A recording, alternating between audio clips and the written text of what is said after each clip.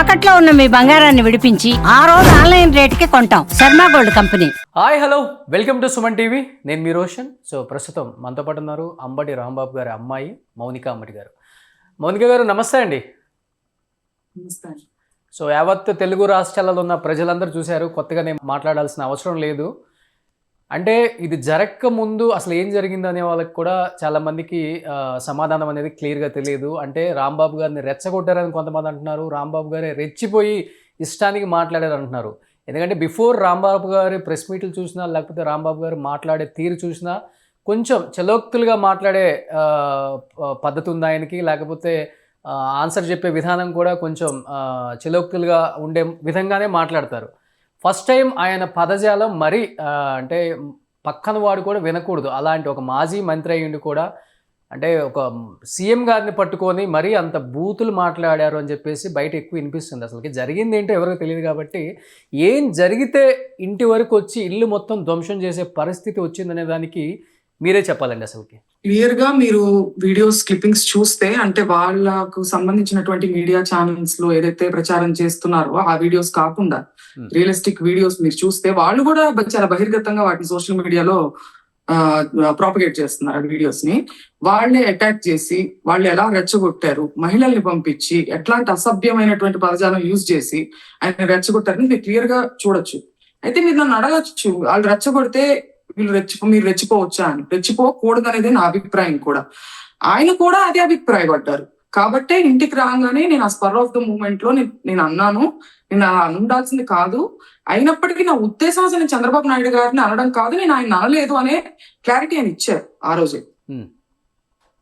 అంటే క్లియర్గా వినిపిస్తుంది కదా మనకి. అంటే ఆయన ఎలాంటి పదజాలం వాడారనేది కూడా మనందరికి వినిపిస్తుంది. అంటే రెచ్చగొట్టారు అంటున్నారు. అంటే రెచ్చగొట్టే వరకు ఎందుకు వచ్చింది అక్కడ గొడవ అనేది, అసలు ఎందుకు వచ్చింది అనేది చాలా మందికి ఇప్పుడు తెలియని విషయం. అక్కడ గొడవ ఎందుకు వచ్చింది అని అంటేనండి, దీని వెనకాల రాజకీయ కారణాలు చాలా ఉండుండొచ్చు.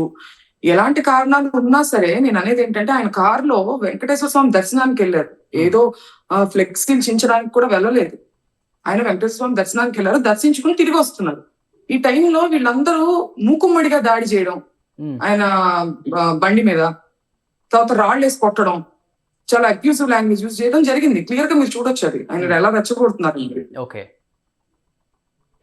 అంటే ఇప్పుడు ప్రెసెంట్ మీరు ఏదైతే ఇంట్లో ఉన్నారో అదే ఇళ్ళనే విధ్వంసం చేసింది మొత్తం కూడా? అవునండి, మా అమ్మగారు ఇంట్లో ఉన్నారు. ఇదే ఇంట్లో ఉన్నాము. ఏంటి నిన్న సిచ్యువేషన్ ఏంటి? అంటే ఆయన ఇంట్లో ఉన్నప్పుడు జరిగిందా, లేకపోతే ఆయన ఆఫీస్ లో, అంటే ఆఫీస్ అండ్ ఇల్లు రెండు కంబైన్ కలిపి ఉంటుందా మీది? అవునండి, అంటే ఆఫీస్ కి తర్వాత ఇంటికి మధ్యలో ఒక చిన్న రోడ్డే ఉంటుందండి. అంటే ఆపోజిట్ ఫేసింగ్ ఉంటాయి. జస్ట్ మనం 2 అడుగులు వేస్తే క్రాస్ చేసి ఆఫీస్ లోకి వెళ్ళొచ్చు. ఓకే, అలా ఉంటుంది. అయితే ఆ రోజు వచ్చిన తర్వాత ఇంట్లో ఉండి తర్వాత ఆయన ఆలోచించుకొని కిందకి వెళ్ళి ఆఫీస్ లోకి వెళ్ళి ప్రెస్ మీట్ పెట్టారు. ఆఫీస్ ముందే ప్రెస్ మీట్ పెట్టి నేను ఉండాల్సింది కాదని ఆయన చెప్పారు. చెప్పిన తర్వాత ఆయన ఆఫీస్ లోకి వెళ్ళిపోయి అక్కడే ఉన్నారు. మేము ఇంట్లో ఉన్నాం, మహిళలు, మా మదరు, మా సిస్టర్, మేము ఉన్నాం ఇంట్లో. ఓకే. సో అంటే ఫస్ట్ రావడం ఆఫీస్కి రాకుండా ఇంటిని ధ్వంసం చేశారంటారు మీరు? లేదు, ఆఫీస్ మీదకి అంటే మాకు తెలియదు. పెద్ద పెద్ద సౌండ్ వచ్చేసరికి మేము భయపడ్డాము. కానీ ఫస్ట్ ఇంటి మీదకి వచ్చాకని నేను అనుకోవట్లేదు. ఫస్ట్ ఆఫీస్ మీదకి వెళ్ళారు. ఎందుకంటే ఆయన క్లియర్ గా ఆఫీస్ లో ఉన్నారు అనేది అక్కడ ఉన్న వాళ్ళందరికీ తెలుసు అండి, ఇంక్లూడింగ్ ద ప్రెస్, పోలీస్, అందరికీ తెలుసు. కార్యకర్తలు, వైసీపీ కార్యకర్తలకి తెలుసు, టీడీపీ కార్యకర్తలకు కూడా తెలుసు. అందుకే ఆఫీస్ ని చుట్టుముట్టారు ఆ టైంలో. ఓకే. కానీ ఇంటిని ధ్వంసం చేసేటప్పుడు ఇంట్లో ఎవరెవరు ఉన్నారండి? అంటే చూస్తుంటే మొత్తం గ్లాసెస్ పగలగొడుతున్నట్టు కనపడుతుంది మనకి.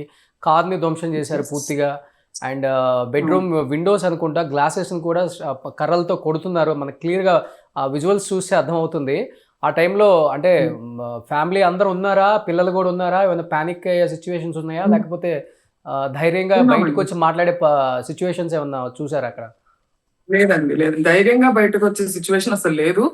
మీరు క్లిప్పింగ్స్ చూస్తే కూడా మీకు అర్థమవుతుంది. మా మదరు, మా సిస్టర్, నేను, మా పిల్లలు, నాకు 2 పిల్లలు, మా సిస్టర్ కి 2 పిల్లలు, అందరూ చిన్నవాళ్లే, 6 to 7 years ఏజ్ గ్రూప్, అందరం ఇంట్లో ఉన్నాము. అంటే ధ్వంసం చేశారనేది ఇక్కడ బాధ కాదండి. ఇంటిని ఆ ధ్వంసం ఎందుకు చేశారు, ధ్వంసం వరకే చేసేసి వెళ్ళిపోయారంటే అది ఒక స్థాయి. ధ్వంసం చేస్తూ లోపలికి ఎంటర్ అవడానికి ట్రై చేస్తున్నారంటే ఇది దేనికి పరాకాష్ట అనేది చెప్పాలో నాకు అర్థం కావట్లేదు. అంటే మెయిన్ డోర్స్ లోపల కూడా ఉన్న బ్రేక్ వాళ్ళు చేశారా? లోపలికి వచ్చే ప్రయత్నం అంటున్నారు. డోర్స్ కూడా బ్రేక్ చేసే ప్రయత్నమే చేశారు. వాళ్ళకి బ్రేక్ అవ్వలేదు. ఓకే అంతే, బ్రేక్ అయితే ఖచ్చితంగా లోపలికి వచ్చేవాళ్ళు. ఓకే. అంటే అనుకున్నారా, అంటే భయపెట్టాలని చేసింది అనిపించిందా, లేకపోతే అంటే వేరే ఉద్దేశపూర్వం అయితే ఉండదు, ఫ్యామిలీని అయితే ఎవరైతే ఏం టచ్ చేయరు, కార్యకర్తలు కావచ్చు, లేకపోతే ఆ టైంకి అంటే రాంబాబు గారు అన్న వ్యాఖ్యలకి ఆయన మీద ఏదో ప్రతీకారం తీర్చుకోవడానికి వచ్చినప్పుడు కూడా ఆయనతో ఏదైనా ఉంటే చూసుకుంటారు, కానీ ఫ్యామిలీని ఇలా టచ్ చేసి ఫ్యామిలీని ప్యానిక్ చేద్దామని, లేకపోతే ఫ్యామిలీని ఇబ్బంది పెడదామని ఎవరికైనా అనిపిస్తుందా అండి? అనిపించదు కదా మాక్సిమం. అంటే నేను కూడా అలా అనిపిస్తుందని నమ్మే మనిషిని కాదు, కానీ జరిగిన సంఘటన చూస్తే నమ్మాల్సిన పరిస్థితులు ఉన్నాయి. అట్లా దాడి చేస్తారు, భయపెట్టాలి అని అంటే ఒక స్థాయి వరకు భయపెట్టి వదిలేస్తారండి. ఇది భయపెట్టే స్థాయి కూడా కాదు. ఇది ఏంటంటే హత్యాయత్నం. ఇది వెపన్స్, మర్డర్ వెపన్స్, కత్తులు పట్టుకొని వాళ్ళ ఇంట్లోకి రావడం అంటే అంటే చంపే భయపెట్టరు కదా ఎవరిని. వాళ్ళకి చంపేసే పరిస్థితే ఉంది అక్కడ. మా ఫాదర్ ని గాని మమ్మల్ని గాని మేము దొరికితే మమ్మల్ని చంపేసే పరిస్థితి అది. ఇంకా అక్కడ భయపెట్టేదే ఉంది, చంపే పరిస్థితి. ఇది హత్యాయత్నం, క్లియర్ గా హత్యాయత్నం అంతే. బట్ మౌనిక గారు ఎప్పుడన్నా మీ నాన్నగారికి చెప్పే ప్రయత్నం చేశారా? అంటే మీరు, అంటే మీ వాయిస్ వింటుంటే అర్థమవుతుంది, డెఫినెట్ గా మీ నాన్నగారి తర్వాత రాజకీయాల్లోకి వస్తే ఎదుర్కొనే శక్తి ఉన్న అంత వాయిస్ లాగా వినపడుతుంది మీరు కూడా. అంటే మీడియా ముందు నేను ఇప్పుడే ప్రెస్ మీట్ చూశాను కాబట్టి ఒకసారి ఇంటరాక్ట్ అవుదామని మీకు కాల్ చేసి ఇమీడియట్గా నేను కూడా లైవ్లోకి రమ్మని చెప్పాను. ఇలాంటి పదజాలం అనేది ఎప్పటికీ మంచిది కాదు, ఎందుకంటే ప్రతి ఒక్క ఇంట్లో ఆడవాళ్ళు ఉన్నారు, ఆడపిల్లలు ఉన్నారు, మనవాళ్ళు మనవరాళ్ళు. అంటే ఈరోజు రాజకీయాలు ఎలా అయిపోయినాయి అంటే వాళ్ళని టార్గెట్ చేసుకోవడం కన్నా కూడా ఫ్యామిలీని ఎక్కువ టార్గెట్ చేసుకుంటున్నారు. అంటే వినకూడని పదజాలం అని చెప్పుకోవచ్చు కూడా. అంటే మీ నాన్నగారికి చెప్పే ప్రయత్నం ఎప్పుడు చేయలేదా మీరు కూడా? మనకెందుకు, ఎంతవరకు లిమిట్లో ఉండండి, మాట్లాడండి, వద్దు ఇంతకన్నా ఎక్కువ మాట్లాడొద్దు. అంటే ఆయనకి చెప్పే ప్రయత్నం చేయడానికి ఆయన ఎప్పుడు లిమిట్ దాటి మాట్లాడారని నాకు అనిపించలేదండి. అంటే అసభ్య పదజాలం ఎప్పుడు ఉపయోగించిన దాఖలాలు ఎప్పుడు లేవు, మీరు చూడొచ్చు. అంటే చాలా కఠినంగా, చాలా ఘాటుగా, లాజిక్ తో ఆయన విమర్శిస్తారు తప్పితే, ఒక వాగ్దాటితో విమర్శిస్తారు తప్పితే అసభ్యమైనటువంటి పదజాలం ఉపయోగించాల్సిన అవసరం లేదు. ఎందుకంటే ఆయన దగ్గర పాయింట్ ఉంటుంది. పాయింట్ ఉన్నప్పుడు అసభ్య పదజాలంతో పని ఉండదని నా నమ్మకం. సో పాయింట్ తోనే ఆయన సమాధానం చెప్తారు. కానీ మొన్న జరిగిన దురదృష్టం, ఆయన రెచ్చగొట్టారు. ఆయన ఏదైతే ఉపయోగించారో దాన్ని నేనేం సమర్థించట్లేదు, నేను సమర్థిస్తానో లేదా అనేంత వరకు అక్కర్లేదు. ఆయనే సమర్థించుకోవట్లేదు, నేనే గిల్టీ ఫీల్ అవుతున్నాను, నేను అలా ఉండాల్సింది కాదు అని ఆయనే చెప్పారు. సో అసలు ఒకళ్ళ చేత చెప్పించుకునే పరిస్థితి ఉండదు, ఆయన కరెక్ట్ గానే ఉంటారని నా అభిప్రాయం. ఓకే. జగన్ గారు కాల్ చేసి మాట్లాడటం ఏమైనా జరిగిందా ఇంత విధ్వంసం జరిగిన తర్వాత? ఎందుకంటే ప్రతి ఒక్కరు వచ్చి వెళ్ళారు, కానీ జగన్ గారు మిమ్మల్ని పరామర్శించడం కానీ, ఇంటికి రావటం కానీ? జగన్ గారు అప్పుడే నాన్నగారితో ఫోన్ లో కనెక్ట్ అయ్యారండి, మాట్లాడారు.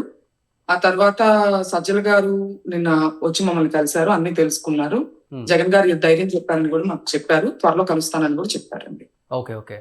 సో అంటే ఇప్పుడు ఆ అమ్మగారి సిచ్యువేషన్ ఏంటంటే, అంటే ఆల్మోస్ట్ అన్ని గ్లాసులు బ్రేక్ చేశారు కాబట్టి చెప్పలేము, ఆ ఫోర్స్ మీద వచ్చి ఎవరికైనా తగిలినా కానీ బ్లీడింగ్ అయ్యే సిచ్యువేషన్స్ క్లియర్గా కనపడుతున్నాయి అక్కడ. ఇంట్లో ఎవరికైనా దెబ్బలు తగలటం కానీ, పిల్లలు ప్యానిక్ అవ్వటం కానీ, పిల్లల సిచ్యువేషన్ ఏంటి అసలు ఆ టైంలో ఆ సౌండ్స్కి? పిల్లలు దడుచుకుపోయారండి, భయభ్రాంతులు. అంటే ఎక్కడ చూసినా గ్లాసులు బ్రేక్ అయిపోతున్నాయి, పెద్ద పెద్ద సౌండ్లు, శబ్దాలు. మమ్మీకి కూడా ఏంటంటే బీపీ హైలో అవ్వడం, ఫ్లక్చువేషన్స్. అంటే ఏదో అయిపోతుంది అనే భయం ఎక్కువగా ఉంటుంది కదా మన ఇంటి మీదకి వచ్చినప్పుడు. అవును. సో అట్లా మెంటల్ గా చాలా స్ట్రెస్ అండ్ ట్రామాకి గురయ్యామండి అందరం. ఓకే. సో ఎన్ని కార్ల వరకు విధ్వంసం అయ్యాయండి? అంటే కియా ఒకటి కనిపిస్తుంది కార్నివాల్ మాకు అక్కడ, అది కాకుండా ఇంకా ఆఫీస్ వైపు కానీ తర్వాత చూసిన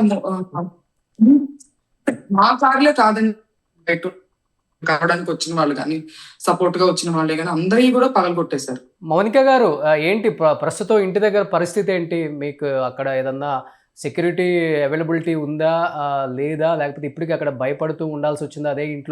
అదే ఇంట్లోనే ఎందుకు ఉండాల్సి వచ్చింది? ఎందుకంటే అంత డ్యామేజ్ అయిన ఇంట్లోనే ఎందుకు ఉండాల్సి వచ్చింది అసలు మీరు? ఇంకా లేదండి, యాక్చువల్ గా మేము ఇంట్లో లేము, ఇప్పుడే రావడం జరిగింది. ఓకే. సో మేము ఏమో డిస్ట్రక్షన్ అయిపోయింది. సో ప్రెసెంట్ జస్ట్ వచ్చాం. ఓకే.